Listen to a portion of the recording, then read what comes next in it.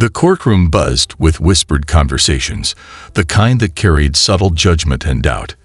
Every seat was occupied, the gallery teeming with curious onlookers who had come to witness yet another routine case. To them, it was just a small-time property dispute between a young woman and a man of wealth and power. But to Tiana Blake, it was personal. She stepped into the courtroom, her back straight, her chin held high. Tiana, a petite black woman in her late 20s, wore a simple gray blazer over a crisp white shirt. Her shoes, though polished, showed signs of wear, a sharp contrast to the pristine leather loafers of her opponent, Victor Crane. The smug businessman lounged at his table, his tailored suit practically screaming money and influence. He smirked as their eyes met, a silent taunt that spoke volumes. "You don't belong here." If this had you on the edge of your seat, dive in deeper by hitting that like button and sharing your thoughts in the comments. Tell us where you're watching from. Tiana's face remained calm, but her body betrayed her. Her hands tightened into fists at her sides before she unclenched them, breathing deeply to steady herself. The stakes were high, and she knew it. She was here alone, representing herself, while Victor had an entire team of lawyers at his disposal. The weight of the moment pressed down on her shoulders, but she didn't let it show. Case number 482, Blake versus Crane, the clerk announced, her voice echoing through the courtroom. Judge Henry Rollins, a gruff man with thinning hair and a permanent scowl etched into his face, leaned forward in his chair. He didn't even glance at Tiana as he addressed Victor's lawyer. "You may begin." Victor's attorney, a sharp-dressed man with a polished demeanor, rose confidently. His voice carried the smooth rhythm of someone who had done this 1,000 times before. He painted Victor as an upstanding businessman, a pillar of the community, unfairly burdened by Tiana's frivolous claims. The words flowed effortlessly, punctuated by the occasional chuckle from the gallery. When it was Tiana's turn to speak, the atmosphere shifted. She rose slowly, gripping the edge of the table for support. Her voice, though clear, wavered slightly at first. She explained how the property in question had been her family's for generations, how Victor had used shady tactics to seize it. But every time she began to build momentum, the judge interrupted her. "Get to the point," he snapped, not bothering to hide his impatience. Tiana faltered, searching for the right words, but before she could continue, Judge Rollins leaned back in his chair with a loud sigh. "Is there a point to this, Ms. Blake?" he muttered under his breath. Though loud enough for the room to hear, his tone dripped with condescension, and a ripple of laughter spread through the courtroom. Tiana froze. The heat of embarrassment rose to her cheeks, and for a moment, her hands trembled. Her eyes darted to the gallery, where strangers snickered behind cupped hands. Even Victor joined in, chuckling under his breath. She felt the weight of their mockery, the sting of their assumptions. She was just a young woman standing alone, fighting a battle they thought she couldn't possibly win. But then something shifted. Slowly, deliberately, Tiana straightened. Her trembling hands stilled, and her gaze hardened. She locked eyes with the judge, her stare cutting through the room like a blade. The laughter died, replaced by an uneasy silence. Even the judge seemed momentarily taken aback by her intensity. When she spoke again, her voice was steady. "Your Honor," she said, her words measured, "before you dismiss this case, there's something you should see." She reached into her blazer pocket and pulled out a slim leather holder. The room watched, breathless, as she placed it on the table and flipped it open. The gleaming shield of a United States Secret Service badge caught the light, its golden emblem shining like a beacon. A collective gasp rippled through the courtroom. All at once, the dynamic shifted. Victor's smirk vanished, replaced by a look of alarm. His lawyer's mouth fell open as he glanced nervously at his client. Even the judge, who had seemed so confident in his authority moments ago, froze. Tiana didn't smile, didn't gloat. She simply stood there, calm and resolute, her badge gleaming in front of her. The courtroom sat in stunned silence, the weight of the revelation pressing down on everyone in the room. Judge Rollins blinked, his lips parting as though to speak, but no words came. The courtroom felt like it had been plunged into ice. Victor Crane, once the picture of smug confidence, leaned forward abruptly. He grabbed his lawyer's arm and whispered something urgent, his voice too low for the rest of the room to hear. His lawyer's face, initially impassive, now reflected a flicker of panic. The lawyer nodded, but his hands trembled as he adjusted his tie. Meanwhile, Tiana Blake stood tall, the Secret Service badge gleaming on the table before her. The quiet authority in her posture made her appear larger, more commanding, despite her petite frame. The room remained silent, the weight of her revelation pressing down on everyone. All eyes were on her, including Judge Henry Rollins, who suddenly seemed much less sure of himself. Tiana's voice was calm but firm, her tone filled with a quiet power that demanded attention. "Your Honor, I'm not here simply to argue about this property dispute," she began, her words deliberate and measured. "I'm here because this case is part of a much larger investigation. For the past 6 months, I've been working undercover with the Secret Service, investigating Mr. Victor Crane and his business dealings." A ripple of shock swept through the gallery. The whispers began, hushed but frantic, like the flutter of wings in a confined space. Victor's lawyer stood, attempting to interject, but Tiana didn't pause. She turned her piercing gaze toward him, her words cutting through the air like a blade. "I have evidence," she continued, pulling a slim folder from her bag and placing it on the table, "that ties Mr. Crane to several illegal activities, including money laundering. Specifically, he's been using this property, my family's property, to funnel illicit funds through shell companies." Victor's face turned a deep shade of red. "This is outrageous," he shouted, his voice cracking under the weight of his panic. "She's lying. She's making this all up." Tiana didn't flinch. Instead, she turned her attention to the judge.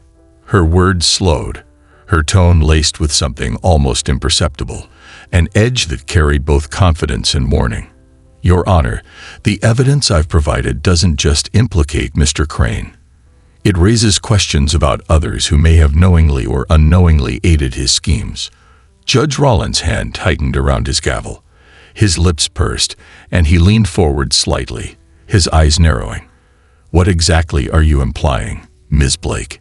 he asked, his voice low and tight. Tiana didn't miss a beat. "I'm not implying anything," she said evenly, though the subtle emphasis on her words hinted otherwise. "But I will say this. The people involved in these schemes extend beyond Mr. Crane. Anyone who's been complicit, through action or inaction, will be held accountable." Her eyes never left the judge, and for a brief moment, his gaze faltered. His hands fidgeted on the bench, his fingers tapping nervously against the wood. Victor's lawyer, now visibly sweating, leaned into his client's ear and whispered furiously. Victor shook his head, his mouth tightening as he struggled to maintain composure. He slammed a hand on the table, the sound reverberating through the silent room. "This is a setup," he barked. "She's trying to frame me." Tiana ignored the outburst. She took a step back, her calm presence unnerving. The gallery buzzed with tension, everyone craning to see what would happen next. Just as she finished her statement, a quiet movement in the back of the courtroom drew everyone's attention. A man dressed in a sharp, dark suit stood. He was tall, his expression unreadable, with an air of authority that seemed to suck the oxygen out of the room. He didn't say a word, didn't need to. He simply nodded at Tiana, the briefest of acknowledgments that sent a wave of unease rippling through the courtroom.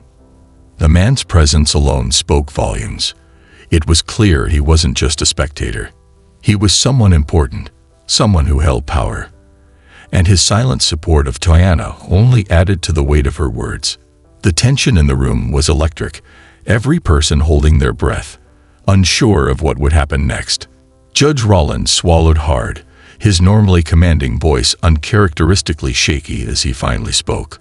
"Ms. Blake," he began, his eyes darting nervously between her and the man in the suit, "you've made some serious accusations." Tiana met his gaze head-on, her expression unwavering. "And I have the evidence to back them up," she said simply. The judge leaned back in his chair, visibly uneasy, as the room sat in stunned silence. It was clear to everyone present. The game had changed. If this story had you on the edge of your seat, dive in deeper by hitting that like button and sharing your thoughts in the comments. Tell us where you're watching from. Don't stop there. Subscribe now to keep the suspense alive and never miss another gripping tale. The courtroom felt like it had transformed into a pressure cooker. Judge Rollins, who had spent most of the proceedings projecting authority, now seemed visibly rattled. His face was pale, and his fingers drummed nervously against his gavel as he tried to reassert control. "Ms. Blake," he said, his voice sharp but lacking its usual confidence, "I demand an explanation. Why is a federal agent involving herself in what should be a simple property dispute?" Tiana stood calm and composed, her hands resting lightly on the table. She met the judge's gaze with unflinching steadiness. "Your Honor," she said, her voice steady and deliberate, "this case is far from simple. What's at stake here isn't just a piece of property. It's part of a larger investigation into organized criminal activity." The words hung in the air, heavy and undeniable. The gallery broke into murmurs, whispers spreading like wildfire. Judge Rollins raised his gavel to silence the room, but it was clear he was losing his grip on the situation. "Organized crime," he repeated, his tone incredulous. "Are you telling me this court is being used as a stage for a federal investigation?" Tiana's response was firm. "I'm telling you, Your Honor, that Mr. Crane has been using this property to launder millions of dollars through shell companies. This isn't just about me or my family. This is about holding him, and everyone involved, accountable." Victor Crane, who had been shifting uneasily in his seat, suddenly shot to his feet. "This is a setup," he bellowed, his voice cracking with desperation. His lawyer tugged at his sleeve, whispering for him to sit down, but Victor wasn't listening. "She's lying. This is some kind of federal overreach. She's fabricating evidence to smear my name." His outburst only added fuel to the fire. The gallery erupted into louder murmurs, some people gasping, others whispering to their neighbors. Even Judge Rollins seemed taken aback by Victor's sudden loss of composure. He banged his gavel repeatedly, trying to restore order. "Enough," he shouted, though his voice trembled slightly. "Mr. Crane, sit down and let your attorney speak for you." Victor reluctantly slumped back into his chair, his face red with anger and frustration. His lawyer looked equally uncomfortable, his polished demeanor cracking under the weight of the moment. Tiana, unfazed by the chaos, stepped forward slightly and spoke again. "Your Honor, if you don't believe me, I suggest you review the evidence for yourself." She reached into her bag and pulled out a thick folder, bound with a single rubber band. The folder looked heavy, its edges stuffed with documents, photographs, and printouts. She slid it across the table with deliberate precision, the sound of it scraping against the wood reverberating through the room. Judge Rollins stared at the folder as if it were a live grenade. He hesitated, his hand hovering above it before finally picking it up. The gallery went silent again, all eyes on the judge as he began to flip through the pages. Each turn of the paper seemed to weigh heavier on his shoulders. His expression darkened, his brow furrowing deeper with every photograph, every financial record, and every damning piece of evidence. Victor's lawyer leaned over, trying to peer into the folder. "Your Honor, I must object to." The judge cut him off with a raised hand. "Sit down," he said curtly, not even looking up. His voice was quieter now, but it carried an authority that silenced even the most restless whispers in the gallery. Tiana, still standing, crossed her arms and delivered her final blow. "I should also mention, Your Honor, that federal agents are currently stationed outside this courthouse. They're ready to take Mr. Crane into custody if you decide not to act." A collective gasp rippled through the room. Victor's head snapped toward the doors, as though he expected agents to burst through them at any moment. His lawyer leaned toward him, whispering frantically, but Victor was too panicked to listen. His eyes darted from the judge to the gallery to Tiana, his confident facade completely shattered. Judge Rollins paused, his hand frozen on the page he had been reading. Slowly, he looked up at Tiana, then at Victor, and finally at the man in the dark suit who had been sitting quietly in the back of the courtroom. The man gave a small, almost imperceptible nod, his face unreadable but his presence commanding. The weight of the moment was unbearable.